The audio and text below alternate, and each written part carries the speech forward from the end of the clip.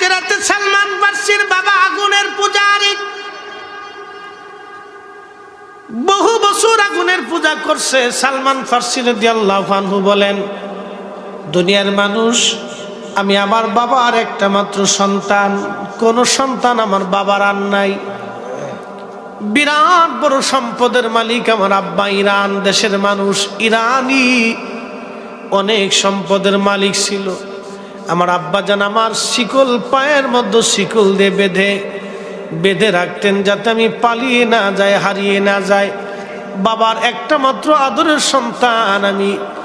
একদিন বহুদিন পার হলো, বাবা সবসময় শিকল দিয়ে বেঁধে রাখে। আমি একদিন আব্বাকে বললাম, বাবা তুমি অনেক সম্পদের মালিক, এইভাবে যদি শিকল দিয়ে বেঁধে রাখো আব্বা জান, তাহলে তুমি মারা গেলে তোমার এই সম্পদগুলি আমি কি করে বুঝবো তোমার এত সম্পদ আছে? আব্বা জান, আপনি যদি চান আমাকে আপনার সম্পদগুলি দেখায় বুঝাই দেন, কারণ আপনার ইন্তেকালের পরে যাতে এই সম্পদগুলি আমি হিসাব কষে রাখতে পারি। ছেলের প্রস্তাবে বাবা রাজি হয়ে গেলেন। সালমান ফার্সি বলে, রে দুনিয়ার মানুষ, এরপরে আমি আমার আব্বাজানের সঙ্গে সম্পদাদি দেখতে লাগলাম বহুদিন। হঠাৎ দেখি একটা গির্জার পাশে বসে বসে বহু মানুষ গির্জার ভিতরে ভিড় জমাইছে। আমি গেলাম, যাওয়ার পরে ওই গির্জার যিনি পাদ্রী, ওই পাদ্রীর কাছে আমি বসলাম। বসার পরে ওই পাদ্রীর কথা শুনলাম, সে হযরত ঈসা রুহুল্লাহ আলাইহিস সালামের অনুসারী, হযরত ঈসা শরীয়তের অনুসারী। পাদ্রী আমাকে এক আল্লাহর দাওয়াত দিল, লা ইলাহা ইল্লাল্লাহু ঈসা রুহুল্লাহ। এই কালেমার উপরে যখন দাওয়াত দিল, আমি তার যুক্তি, তার কথাগুলি শোনার পরে আমার মনটা নরম হয়ে গেল। আগুনের পূজা বাদ দিয়ে আমি ওই পাদ্রীর হাতে কালেমা পড়ে মুসলমান হয়ে গেলাম। চিৎকার মেরে জোরে বলেন না মারহাবা।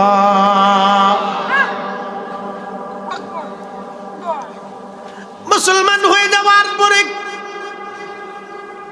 ওই পাদ্রীকে বললাম, পাদ্রী কালেমা পড়ে তো আমি মুসলমান হলাম, ইমানদার হলাম। পাদ্রী বলো, এখন আমি বাকি জীবন আমি আল্লাহকে পাওয়ার কি করে আমি চেষ্টা করতে পারি? পাদ্রী বলল, সালমান তুমি আমার কাছে সময় কাটাও।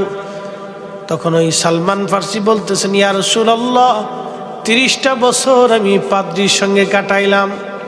বহুদিন গির্জায় থেকে পাদ্রীর ইন্তেকাল হয়ে যাবে, আমার উরু মুবারকের, আমার উরুর উপরে তার মাথা।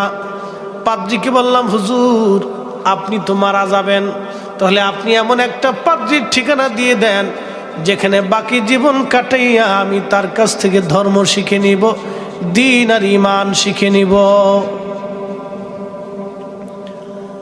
সালমান ফার্সি বলে, রে ওই পাদ্রী আমাকে আরেকজন পাদ্রীর ঠিকানা দিল, সেইখানে গেলাম। তার কাছেও বহুদিন আমি কাটাইলাম, 30 বছর। এইভাবে গির্জায় আমার 200 বছর পার হয়ে গেল আল্লাহ পাওয়ার জন্য, কিন্তু ক্ষুধা পাইলাম না। 200 বছর শেষে একজন পাদ্রী, বৃদ্ধ একেবারে, আমার উরুর উপরে মাথা, মারা যাওয়ার সময় আমি তাকে বললাম, হুজুর কত জীবন পাদ্রীর গির্জায় সহবতে কাটাইছি আল্লাহ পাওয়ার জন্য, কিন্তু 200 বছর আমি আল্লাহ পাই নেই। পাদ্রী বলে দিয়ে যান বাকি জীবন আমি কোন গির্জার মধ্যে কাটাবো। ওই পাদ্রী আমারে ডাক দিয়ে বলতেছে, সালমান পৃথিবীতে আর কোনো আল্লাহওয়ালা পাদ্রী আমি পাই না, কোনো বুজুর্গ পাদ্রী আমার নজরে পড়ে না রে সালমান। তবে চলে যাও, শুনে রাখো তাওরাত আর জবুর ইনজিলের বিধান অনুযায়ী আখিরি নবী রাহমাতুল লিল আলামিন দুনিয়ার ধরা দামে তশরিফ এনেছেন। চিৎকার মেরে জোরে বলেন না ইয়া রাসূলুল্লাহ। ত্রিভুবনের প্রিয় মুহাম্মদ এলো রে দুনিয়ায়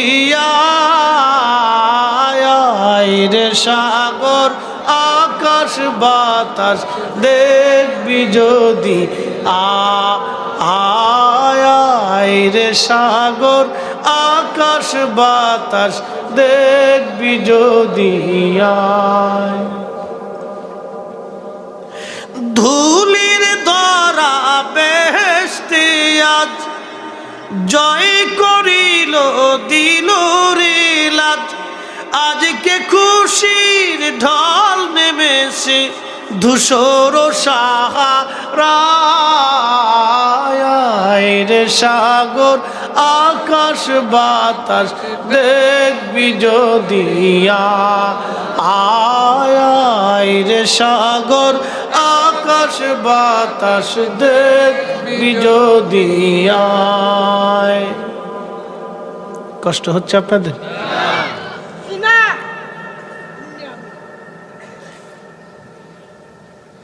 জ্বালা। গনিয়ারচরের মুসলমান খুব মনোযোগ দিয়ে শুনে যান। সালমান ফার্সি বলে, পাদ্রী বলেন কি আখিরি নবী দুনিয়াতে আসছে?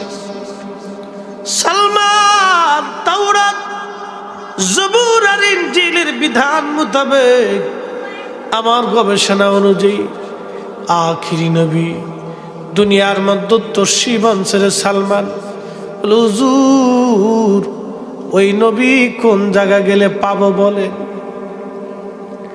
সালমান ফার্সি বলতেছে, হুজুর বলে দেন ওই নবী কোথায় গেলে পাবো? পাদ্রী ডাক দে বলল, সালমান রে, যেই দেশে বেশি বেশি খেজুরের বাগান ওই দেশেই তুমি আখিরি নবীর সন্ধান পাইবা।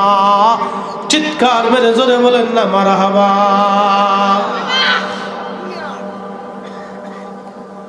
বলে হুজুর আর কি কোন নিদর্শন আছে? বলে আর দুইটা। এক নম্বর অধিক পরিমাণে খেজুরের বাগান পাইবা, দুই নম্বর ওই নবী হাদিয়া খাবে কিন্তু দান খাবে না। হাদিয়া খাবে, হাদিয়া কবুল করবে কিন্তু সদকা কবুল করবে না, সদকা খাবে না। তিন নম্বর ওই নবীর পৃষ্ঠ মুবারকে নবুয়তের মোহর তুমি দেখবে। তিনটা নিদর্শন যদি তুমি দেখো তাহলে বুঝবা উনি আখিরি নবী। উনার পরে আর দুনিয়াতে কোনো নবী পৃথিবীতে আর আসবে না। উনি শেষ নবী, উনার পরে আর কোনো নবী নাই। শ্রেষ্ঠ নবী দিলাম রে তরিয়ে নিতে রোজাসুরি, ঠিক কিনা? শ্রেষ্ঠ নবী দিলাম রে তরিয়ে নিতে রোজাসুরি, পথ না ভুলি তাই তো দিলে পাক কুরআনের বাণী। খুদা তোমার মেঘের বাণী। বলেন সুন্দর ফুল সুন্দর ফল মিঠা নদীর পানি, খুদা তোমার মেঘের বাণী। খুদা তোমার মেঘের বাণী। আপনার মুসলমান সালমান ফার্সি রাদিয়াল্লাহু আনহু ওই পাদ্রী তার উরুর মধ্যে মারা গেল। বলতেছেন, ইয়া রাসূলুল্লাহ, আমি তোর দাফন কাফন করলাম, করিয়া এখান থেকে বের হয়ে রওনা দিলাম। সুদূর ইরানের রাস্তা হয়ে ইরাক আসতে আসতে মরুভূমির মধ্যে আসার পরে ডাকাত দলেরা আমাকে ধরে নিয়ে ওই ইরাকের বাগদাদের বাজারে, কুফার বাজারে বিক্রি করার জন্য আমাকে ধরে নিয়ে গেল। আগের যুগে মানুষ বেচা কিনা হতো, বর্তমান সময়ে গরু ছাগল যেমন হাটে বেচা কিনা হয়, আগের যুগের মানুষগুলি বাজারে বেচা কিনা হতো। সালমান ফার্সি বলে, রে সেই দিন আমি আমার হাত পা বেঁধে ডাকাত দলেরা কুফার বাজারে বেঁধে রাখছে। সারাদিন মানুষ আমাকে দেখলো, কিন্তু একটা লোক সালমান ফার্সির দাম জিজ্ঞেস করে নাই। এক নম্বরে 200 বছরের বৃদ্ধ, একেবারে খুনখুনা বোড়া, চুল দাড়িগুলি সাদা হয়ে গেছে। বাজানো আজকে একটা চিন্তা মগজের মধ্য দিয়ে যাই, মানুষ যখন বুড়া হয়ে যায় সংসারে তার আর কোনো মূল্য থাকে না। মানুষ যখন বুড়া হয় সংসারে আর কোনো দাম থাকে না। সন্তানের কাছে আর ভালো লাগে না, বেটার বউদের কাছে ভালো লাগে না, মেয়েদের কাছেও তার আর ভালো লাগে না। বেটার বউরা কয় ঘ্যান ঘ্যান ঘ্যান ঘ্যান করে বুড়া, ছেলেকে আব্বা কথা কম কইতে পারো না, খালি বেশি কথা বলো। মেয়ে বলে বাবা বুড়া হয়ে গেছে, বুঝে সোজে না, কারো কাছে আর বরদাস্ত হয় না, সবার কাছে বুঝা বুঝা বুঝা বুঝা মনে হয়। নবীর উম্মত, সত্য থেকে বলে যাচ্ছি, আজ বুঝে যাবেন বাজার। বয়স হয়ে গেলে গরু যখন বুড়া হয়ে যায় তখন মালিক তাকে বিক্রি করে দেয়। ওই মালিকের বাড়িতে আর কোনো 4 পয়সাও দাম থাকে না, হয় কুরবানি করে দেয়, না হয় বিক্রি করে দেয়। মানুষ যখন বৃদ্ধ হয়ে যায় তখন সমাজে পরিবারে আর তার কোনো মূল্য থাকে না। এই জন্য কোরআন বলতেছে ইম্মা ইয়াবলুগান্না ইনদাকাল কিবারা আহাদুহুমা আও কিলাহুমা ফালা তাকুল লাহুমা উফিন ওয়ালা তানহারহুমা ওয়াকুল লাহুমা কওলান কারীমা।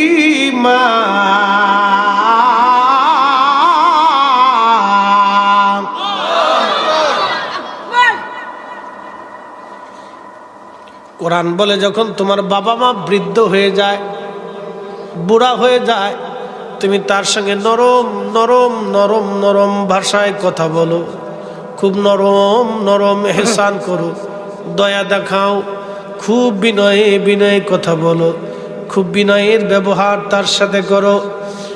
এমন ব্যবহার তুমি করিও না রে বান্দা, তোমার বাবা উহু, তোমার মা উহু শব্দটা পর্যন্ত করে বসে। কোরআন কত সুন্দর ফায়সালা দিল।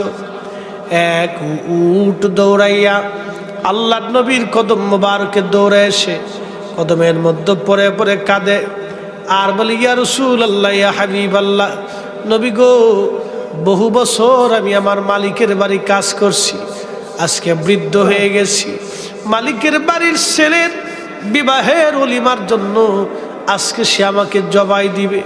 নবীজি, আমি দৌড়াইয়া আর কোথাও আশ্রয় না পাইয়া আপনি নবীর কদমে আসছি, মালিকরে বলে দেন মালিক যেন আমার জবাই না দেয়। একবার জোরে বলা যাবে কি আল্লাহু আকবার?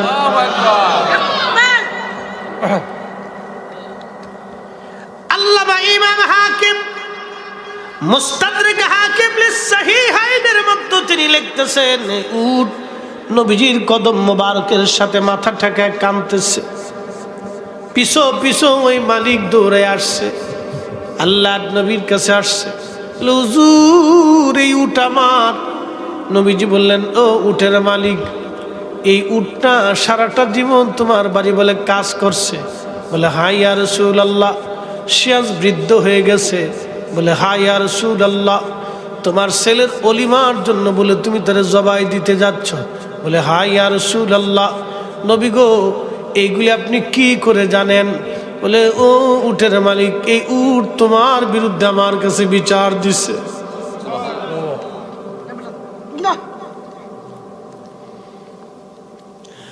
এই উট তোমার বিরুদ্ধে আমার কাছে বিচার দিছে, বৃদ্ধতার জন্য তুমি তারে জবাই করতে চাও। সে আর কোনো কাজ করতে পারে না, সেই জন্য জবাই দিতে চাচ্ছ। কি বুঝলেন?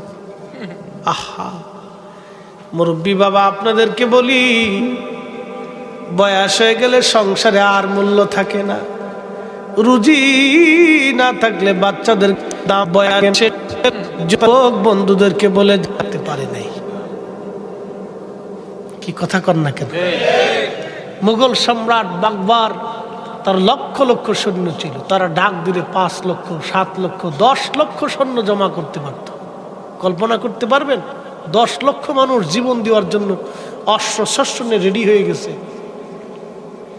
কি পরিমাণে তাদের ম্যান পাওয়ার ছিল, কিন্তু আজরাইল থেকে বাঁচাইতে পারে নাই কেউ।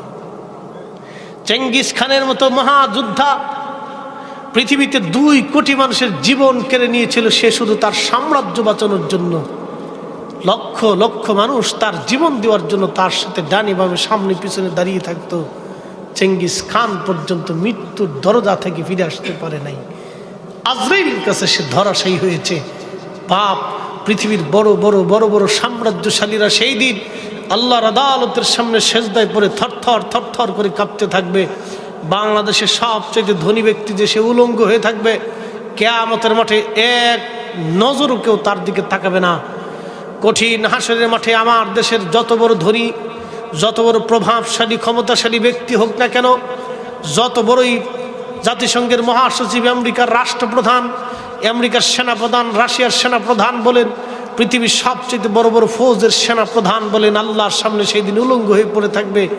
একটা সেকেন্ডের জন্য কেউ কারো দিকে ফিরে তাকানোর টাইম পাবে না। 4 পয়সাও দাম নেই, 1 পয়সাও দাম নেই। কিন্তু রসুলের আশিক হযরত ওয়াস আল কারনী মহেশ্বরের এক মাঠে আল্লাহ তাকে দাঁড় করায় রাখবে। সব জান্নাতে চলে যাবে। ওয়াস আল কারনী বলবে, রব সবাই জান্নাতে চলে গেল, আমাকে দাঁড়া করায় রাখছেন কারণ কি? বলে, ওয়াইস আমার কোটি কোটি গুনাহগার বান্দা হাসরের মাঠে দাঁড়িয়ে রয়েছে, তুমি যার পক্ষে সুপারিশ করবে আমি আল্লাহ তার জীবনের গুনাহ মাফ করে দিয়ে তোমার সুপারিশে তাকে জান্নাতে দিয়ে দেব। না না হয় না, আরো জোরে বলেন আল্লাহু আকবার। চিৎকার মেরে বলেন ইয়া রাসূলুল্লাহ। আরে নবীর গোলামের যদি এই ইজ্জত হয় তো নবীর ইজ্জত কত? ওই নবীর ইজ্জতের বেলায় আমরা কাউকে ছাড় দেব না। কথা বলেন ঠিক না বেটা?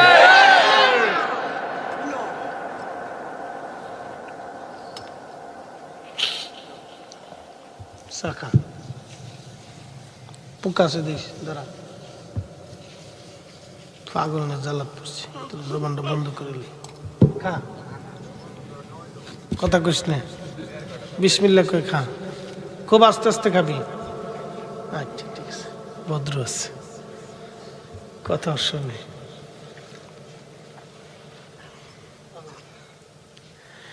হাজরতে ওয়াইসের কান্ডি কঠিন হাসরের মাঠে এত বড় দাম, কিন্তু দুনিয়ার মধ্যে তার অবস্থা কি ছিল জানেননি? খাবারের অভাবে খেজুরের বিচি টুকাইয়া টুকাইয়া ওয়াস আল কারনী বাজারে বিক্রি করে 2-4টা খেজুর যা পাইতেন, এইভাবে তিনার জীবন চলতো। আহা, কল্পনা করতে পারবেন? আমার দেশে টুকাই আছে না ভাই, প্লাস্টিক টুকায়, বোতল টুকায়, প্লাস্টিক টুকায়, সারাদিন টুকায়, মুখে যা পায় ওটা রুটি মুটি খায় ঘুমাই থাকে। ওদের ঠিকানা হলো ওই যে আপনার রাস্তার আশেপাশে, এরপরে আপনার স্টেশনে, এরপরে আপনার যেখানে সেখানে শুয়ে থাকে। কেউ লাথি মারে, কেউ ধাক্কা দেয়, কেউ জুতার পিটুনি দেয়, কেউ ধমক দেয়, কেউ থুতু মারে। এই জীবন চলতেছে টুকাই। এরা মানুষ। আমার দেশে কত বড় বড় কোটি কোটি টাকার মালিক আছে, ওদেরকে নিয়ে একটা বাসস্থান দিয়ে দিতে পারে, দেয় না। হাজার হাজার কোটি টাকার মালিক আছে, নিয়ে যে দিতে পারে একটা আবাসস্থল করে দিতে পারে, দেয় না। ওরা টুকাই ওইভাবে চলতেছে। কাকে ধর্মের কাহিনী শোনাবেন বলেন তো দেশে? কারে ওয়াজ শোনাবেন? ওয়াস আল কারনী রাদিয়াল্লাহু আনহু খেজুরের বিচি টুকাইতেন। মানুষ, বাচ্চারা খেজুর খেয়ে ফেলে দিত, বিচি ও রাস্তা দিয়ে হাঁটতেন আর বিচি পাইলে রেখে দিতেন। আহা, এইভাবে সারা দিন পরে যাহা বাজারে বিক্রি করে 2-4টে খেজুর পাইতেন, এটা এনে খাইতেন।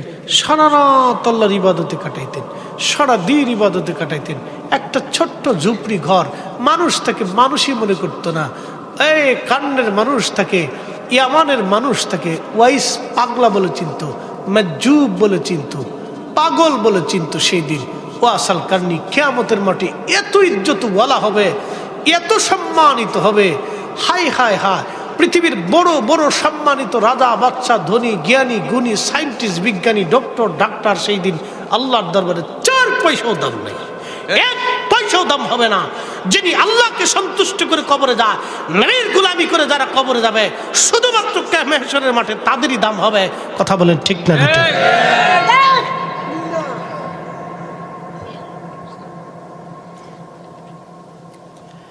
প্রিয় মুসলমান, কথাগুলি বুঝে যাওয়াটা জরুরি। বাজানো আমার মা বোনেরা কথা বুঝে যাবেন। পৃথিবীর কত নারী ছিল বিরাট বড় সুন্দরী, তার সৌন্দর্যের 4 পয়সা দাম নাই। কত মানুষ কবর দেশে মিশে গেল, গনিয়ার চরের মাটির নিচে কত মানুষ কবরে চলে গেছে, আর কোনোদিন ফিরে আসে নাই। আমরাও কবরে চলে যাব, আর ফিরে আসার সুযোগ নাই।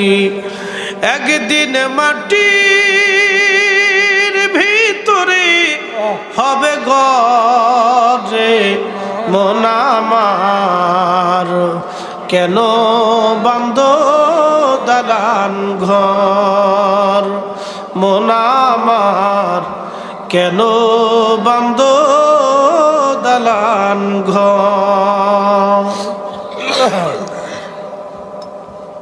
এটাও খাবি? চিনি নাই কিন্তু এটা খা। আপনি খান, খা বাবা খা।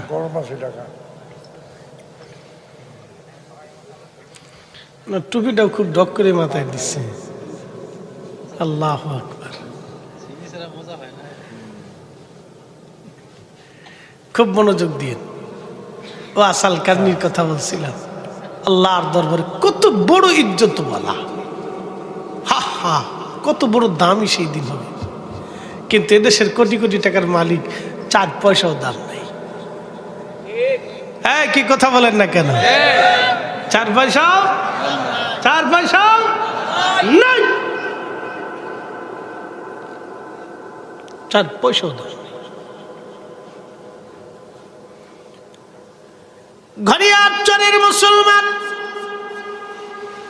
সালমান ফার্সি বলতেছেন, দুনিয়ার মানুষ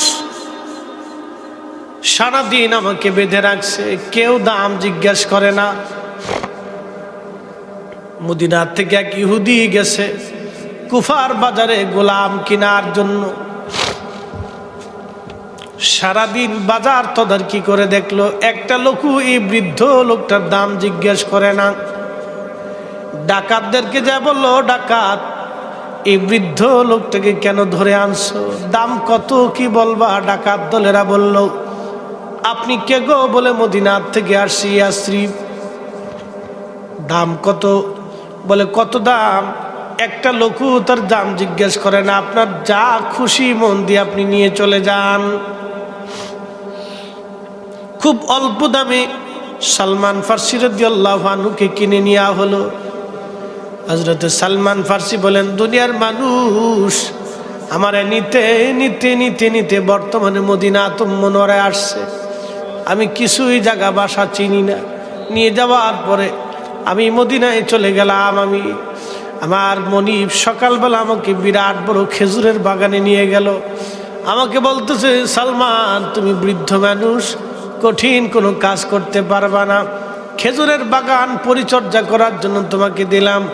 এ বাগান তুমি দেখবে, বাগান পরিচর্যা করবে। আমি বাগান দেখে মনে মনে কাঁদি, বলি, আল্লাহ, বুঝি আখিরি নবীর দেশেই তুমি আমারে নিয়ে আসছো। চিৎকার মেরে জোরে বলেন না, ইয়া রাসূলুল্লাহ, তুমি মোদের আশার আলো, তাই তো তোমায় বাসি ভালো। বলেন, তুমি মোদের আশার আলো, তাই তো তোমায় বাসি ভালো। হৃদয় নামের ফুলদানিতে, হৃদয় নামের ফুলদানিতে গেঁথে রেখেছি প্রেমের মালা। ইয়া রাসূলাল্লাহ ইয়া হাবিবাল্লাহ ইয়া রাসূলাল্লাহ ইয়া হাবিবাল্লাহ ইয়া রাসূলাল্লাহ আল্লাহুম্মা সাল্লি আলা সাইয়্যিদিনা হ্যাঁ মাশাআল্লাহ আল্লাহু আকবার ইয়া রাসূলুল্লাহ ওয়া আলা আলি সাইয়্যিদিনা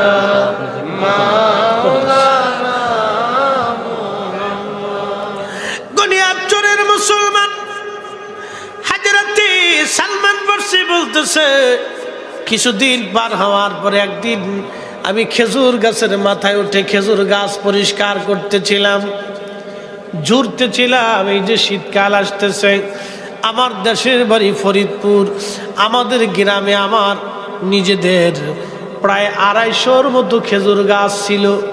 ওই খেজুর গাছ কাটা হতো, ওই মাঝিরা আপনার কি বলে খেজুর গাছের মাঝি বলা হতো, ওই গাছ কাটতো প্রত্যেক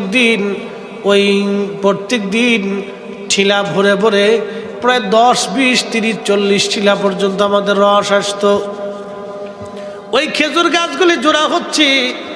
একদিন ওই ইহুদি মালিকের ছেলে আর ছেলের বন্ধু দুইজন ওই গাছের নিচে দাঁড়ায়া গল্প করে আর বলে, শুনছো রে বন্ধু, আমাদের মদিনায় একজন বলে নবী আসছে, তার নাম বলে মুহাম্মদ, বাবার নাম আব্দুল্লাহ, মায়ের নাম আমেনা, মক্কা থেকে হিজরত করে মদিনাতে আসছে।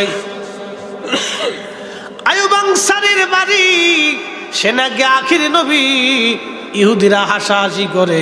মনে রাখবেন, ইহুদিরা আজকে থেকে মুসলমানের দুশ্মন না। ইহুদিরা পূর্ব জমানা থেকে মুসলমানের দুশ্মন। আল্লাহর নবীরে মেরে ফেলে দেওয়ার জন্য ইহুদিরা ষড়যন্ত্র করেছিল। নবীর আব্বা জানকে মেরে ফেলে দেওয়ার জন্য ইহুদিরা ষড়যন্ত্র করেছিল। আল্লাহর নবীর আব্বা জানকে মারার জন্য সিরিয়ান ইহুদিরা ষড়যন্ত্র করেছিল। ঘটনাটা বলে দিয়ে যাই। ইমাম ইবনে কাসির লিখেছেন, রাসূল করিমের আব্বা জান তখন যুবক, তখনও বিয়ে হয় নাই, কিন্তু নূরে মুহাম্মাদি সাল্লাল্লাহু আলাইহি ওয়াসাল্লাম আল্লাহর নবীর পবিত্র আব্বা জানের রেহেম মুবারকে, আপনার সেকেম মুবারকে নূরে মুহাম্মাদি সিরিয়ার আকাশে একটা নক্ষত্রের উদয় হলো। ইহুদি পণ্ডিত যারা ছিল তারা আকাশের নক্ষত্র গণনা করতে লাগলো। নক্ষত্র গণনা করে ইহুদি পণ্ডিতরা বলল, সর্বনাশ, আখিরি নবী রাহমাতুল লিল আলামিন দুনিয়াতে তশরিফ আনার সময় হয়েছে। এই আখিরি নবীর নূরে মুহাম্মাদি এখন পৃথিবীর অন্য কোথাও না, কুরাইশ বংশের এক যুবকের কোলে, কুরাইশ বংশের এক যুবকের সেকেমে রয়েছে।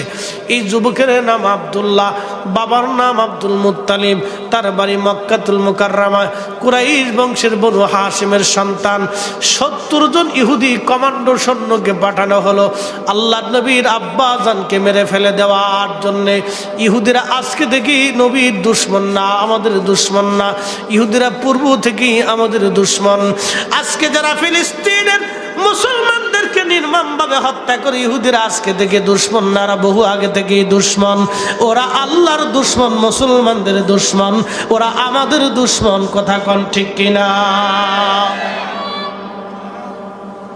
এই ইসরায়েল ইহুদির একটা পণ্য আছে আমাদের দেশে, কোকা কোলা, পেপসি আর নেসলে কোম্পানি, ফান্টা সান্টা, এই সমস্ত হাবিজাবি। কোকা কোলা, পেপসি, ফান্টা মান্টা, হাবিজাবি, নেসলে কোম্পানি।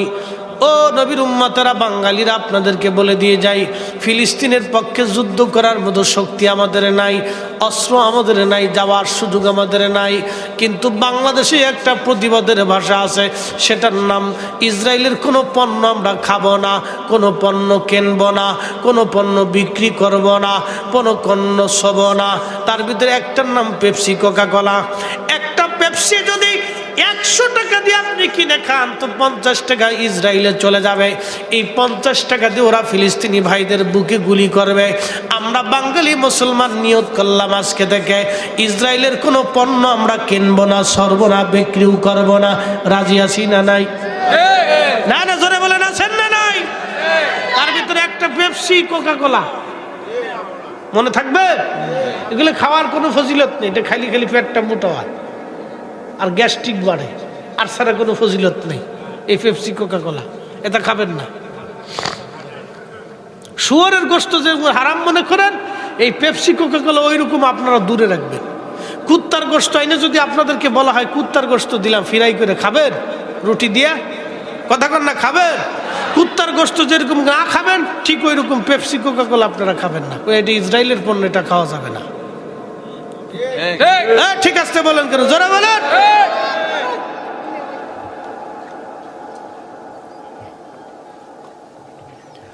খাপ মনোযোগ দিয়া শুনিয়া যান। এই ইহুদিরা 70 জন যুবককে পাঠাইছে নবীজির আব্বাজানকে মেরে ফেলে দেওয়ার জন্য। আল্লাহর নবীর আব্বাজান উট দুম্বা ছাগল ভেড়া চড়াইতে চড়াইতে চড়াইতে মক্কা থেকে বহু দূরে চলে গেছে। ওরা 70 জন কমান্ডো গোয়েন্দা, ওরা নজরে নজরে রাখছে আব্দুল্লাহকে কখন একা পাবো আর একা তাকে মেরে ফেলবো। ওই চিন্তা করে তারা হযরত আব্দুল্লাহকে নবীজির আব্বাজানকে অনুসরণ করতেছিল। যেতে যেতে যেতে যেতে নবীজির আব্বাজান ওই দিন উট দুম্বা ছাগল ভেড়াগুলি নিয়ে বহু দূর চলে গেলেন। বহু দূর যাওয়ার পরে 70 জন কমান্ডো সৈন্য, তারা ইহুদিরা নবীর আব্বাজানকে মেরে ফেলে দেওয়ার জন্য আক্রমণ করছে। আল্লাহর নবীর আব্বাজান জীবন বাঁচানোর জন্য দৌড়াচ্ছিলেন। এমন সময় নবীজির নানা ওয়াহাব জুহুরি দেখলেন সর্বনাশ, আমার বন্ধুর ছেলে আব্দুল্লাহকে লোকেরা ধাওয়া করছে মেরে ফেলে দেওয়ার জন্য। উনি উনার কসবদ্ধ তলোয়ার টেনে বের করে জোরহাম কওমের লোকজনদেরকে ডাক দেয়, বলে হে আমার কওমের লোকজন তাড়াতাড়ি আসো, বনু হাশিমের সন্তান আমার বন্ধু আব্দুল মুত্তালিবের ছেলে আব্দুল্লাহকে মানুষেরা মেরে ফেলতে যাচ্ছে। আমরা থাকতে বন্ধুর ছেলে মরতে পারে না। এই কথা বলে তলোয়ার হাতে নিয়ে উনি দৌড়াচ্ছিলেন আব্দুল্লাহকে বাঁচানোর জন্য। এমন সময় দেখলেন ওই 70 জন লোক আব্দুল্লাহকে ঘিরে ফেলেছে। আর এমন সময় ওয়াহাব জুহরি দেখতেছে আল্লাহর আকাশ থেকে কিছু অশ্বারোহী সৈন্য নেমে এসে আব্দুল্লাহকে ঘিরে ধরে দাঁড়ায় ওই 70 জনকে কতল করে হত্যা করে, ওই ইহুদিদেরকে হত্যা করে আসমানি ফেরেশতারা আবার আসমানে চলে গেল।